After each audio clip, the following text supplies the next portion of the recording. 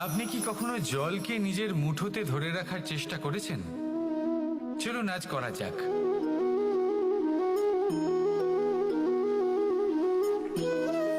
যদি আপনি নিজের মুঠো জোরে বন্ধ করেন,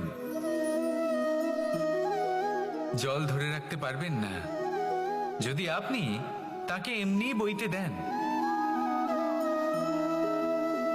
তাহলে ও নিজের পথ নিজেই করে নেবে, আর আপনার হাতেও থেকে যাবে।